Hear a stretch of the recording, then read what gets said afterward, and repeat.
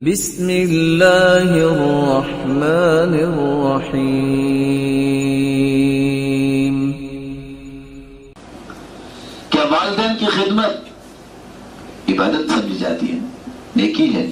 اس کا فائدہ صرف آخرت میں ہی ہوگا؟ نہیں، اس کا فائدہ دنیا میں بھی ہوگا۔ اور آج کل کی نیو جنریشن کہتی ہے نا، لو نیا مسئلہ ہی سنیں، ہم نے فیوچر پلاننگ کرنی ہے۔ اب یہ بوڑھے ابا کو کھانستے ہم گھر میں پھر رکھے، ہماری بھی تو اولادیں ہیں نا، ہماری بھی تو پریورٹیز ہیں نا، ان کو بھی تو ہمیں دیکھنا ہے نا۔ اب ساری زندگی باپ کے ساتھ ہی رہیں۔ اور کچھ بد نصیب تو کہتے ہیں بس کیا کرے، مصیبت ساری رات کھانستی رہتی ہے۔ ارے تجھے کیا پتا کہ یہ مصیبت ہے کہ مصیبتوں کو دور کرنے کا ذریعہ ہے۔ اور سچی بات تو یہ، ہم ایسی کتابوں کو قابل ضبطی سمجھتے ہیں جن کو پڑھ کے بچے باپ کو خبطی سمجھتے ہیں۔ یہ علم نہیں ہے، یہ ہوگا علم۔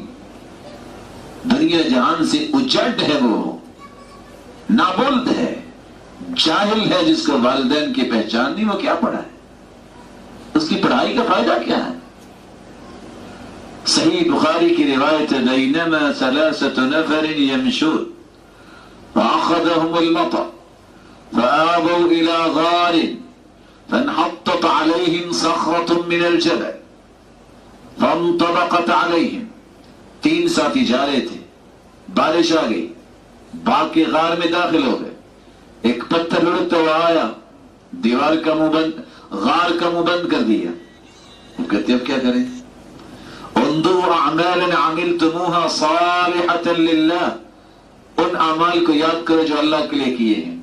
سب نے اپنا اپنا عمل پیش کیا۔ ایک شخص کیا کہتا ہے؟ یا رب، اللہ تو جانتا ہے، میں جب بھی دودھ لے کے آتا نا تو میرے مالک میں اپنے والدین کو پلاتا تھا۔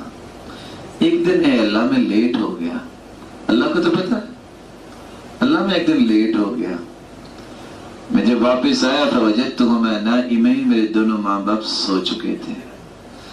فکرہت ان اوقظہما من نومہما، میں نے والدین کو جگانا پسند ہی نہیں کیا کہ ان کے نیند میں خلل آئے گا، اور میں نے پسند ہی نہیں کیا کہ بچوں کو بھی پلا دوں۔ اور حالت کیا تھی؟ والصبیۃ یتزاغون عند قدمی، بچے لپٹ رہے تھے میری ٹانگوں کے ساتھ کہ ہمیں دودھ مل جائے۔ یا رب فلم یزل دأبی ودأبهم حتی طلع الفجر، اللہ صبح ہوگی بچے روتے رہے، میں نے بچوں کو نہیں پلایا، اپنے والدین اٹھے ان کو پہلے پلایا۔ اللہ اگر تیری رضا کے لیے میں نے والدین کے ساتھ یہ رویہ اختیار کیا تو ہمیں معاف کر کے آزاد کر دے۔ اتنی بات ہوئی، اللہ نے غار کے منہ سے پتھر ہٹا دیا اور وہ آزاد ہو گئے۔